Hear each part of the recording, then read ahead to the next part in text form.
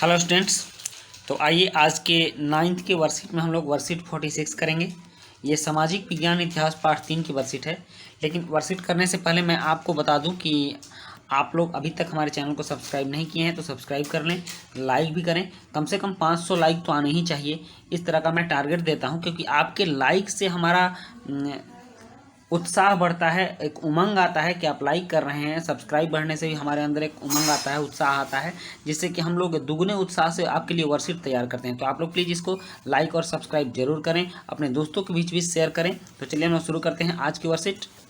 और आज की वर्कशीट है 46 क्लास 9 सामाजिक विज्ञान इतिहास पाठ 3, जिसमें हम लोग नाजीवाद और हिटलर का उदय भाग 4 पढ़ रहे हैं। डेट है 20 अक्टूबर 2020। तो चलिए बच्चों शुरू करते हैं। हिटलर द्वारा जर्मनी में शासन। इससे पहले के वर्कशीट में हमने जाना है कि जर्मनी को हिटलर जैसे इंसान की आवश्यकता क्यों थी और हिटलर कैसे बना, हिटलर जर्मनी में अस्थायित्व कैसे प्राप्त कर लिया। आज हम लोग देखेंगे हिटलर द्वारा जर्मनी में शासन कैसे किया जाता था। तो समाज को नियंत्रित, वहाँ का जो समाज था आपने देखा है कि अव्यवस्थित हो चुका था, कोई शासक नहीं था और समाज के लोगों के बीच एक हीन भावना आ गई थी। तो और पूरा समाज, जर्मनी का पूरा समाज बिखर रहा था, कोई भी वहाँ का बहुत अच्छा शासक नहीं था। हिटलर को लोग आशा भरी नज़रों से देखने लगे थे और यही कारण था कि हिटलर सत्ता में आया। तो उसने समाज को नियंत्रित और व्यवस्थित करने के लिए विशेष निगरानी और सुरक्षा दस्ते गठित किए। सबसे पहले से मौजूद हरी वर्दीधारी पुलिस और स्टॉर्म ट्रूपर्स के अलावा गेस्तापो गुप्तचर राज्य पुलिस, एसएस अपराध नियंत्रण पुलिस और सुरक्षा सेवा एसडी का भी गठन किया गया। इन दस्तों को बेहिसाब अधिकार दिए गए, मतलब कि इन लोगों को एकदम तानाशाह बना दिया गया, मनमाने ढंग से काम करने वाला बना दिया गया। इन पर किसी का नियंत्रण नहीं था और मानवाधिकार की तो बात ही नहीं थी। किसी को देश निकाला या गिरफ्तार किया जा सकता था या किसी को भी कैद कर यातना गृहों में भेजा जा सकता था। बिल्कुल उत्तर कोरिया के तानाशाह की तरह वो भी शासन चल रहा था। 1933 में हिटलर ने लीग ऑफ नेशंस से पल्ला झाड़ लिया और 1936 में राइनलैंड पर दोबारा कब्जा कर लिया। लीग ऑफ नेशंस जो बना था और उसमें जर्मनी को फिर बहुत सारे प्रतिबंध भी जर्मनी पर लगाए गए थे, तो उसने हिटलर ने उनसे किनारा कर लिया और 1936 में जो जर्मनी का राइनलैंड धनी क्षेत्र छीना गया था उस पर उसने दोबारा कब्जा कर लिया। एक जन एक साम्राज्य एक नेता के नारे की आड़ में 1938 में ऑस्ट्रिया को जर्मनी में मिला लिया गया। हिटलर ने सबसे पहले ऑस्ट्रिया पर आक्रमण किया, इसके बाद उसने चेकोस्लोवाकिया को हड़प लिया।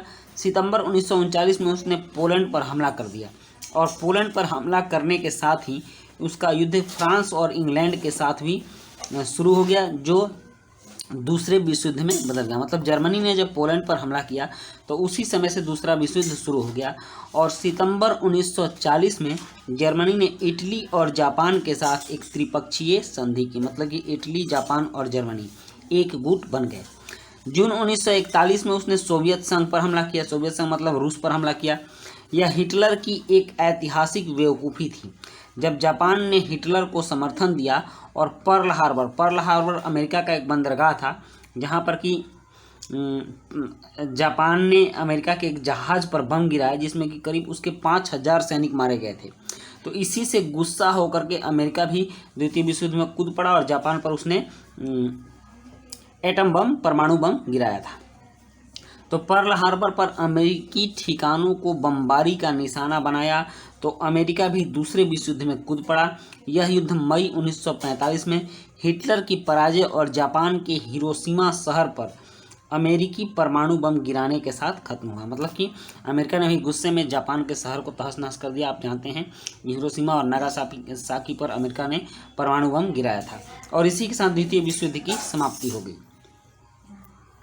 सत्ता में पहुंचते ही नात्सियों ने शुद्ध आर्य जर्मनों के अलावा अन्य नस्लों, बीमारों और समाजों को अवांछित मान उनका सफाया करना शुरू कर दिया। मतलब शुद्ध आर्य जर्मनों के अलावा वहाँ जितनी भी नस्लें थी सबको उन लोगों ने सफाया किया, मतलब हटाना शुरू कर दिया। यूथनेसिया मतलब दया मृत्यु कार्यक्रम के तहत लाखों जर्मनों को मार दिया गया। नात्सी जर्मनी में सबसे बुरा हाल यहूदियों का हुआ। उनकी नज़र में यहूदी आदतन हत्यारे और सूदखोर थे जो अपनी घनी बस्तियों घेटों में रहते थे। हिटलर की दृष्टि में इनका सिर्फ एक ही हल था, यहूदियों को पूरी तरह खत्म कर दिया जाए। और नाज़ियों ने यहूदियों को तरह तरह से आतंकित किया, उनकी आजीविका के साधन छीन लिए और उन्हें शेष समाज से अलग थलग कर डाला। बाद में उन्हें पोलैंड में बनाए गए गैस चैम्बरों में ले जाकर मार देने की रणनीति अपनाई गई। बहुत दुर्दशा की गई उन लोगों के साथ। एक गैस चैम्बर बना दिया जाता था, उसमें लोगों को भर दिया जाता था और जहरीली गैसें छोड़ दी जाती थी जिसमें कि वो लोग मर जाते थे। तो ये सब तरीका हिटलर ने अपनाया। आप यहाँ देख लीजिए, यह जर्मनी का मैप है। जर्मनी के अगल बगल का उस समय के जो देश थे, तो ये उसी का मैप है। और यहाँ यह यहूदियों को गैस चैम्बर तक ले जाने वाली एक मालवाहक गाड़ी है।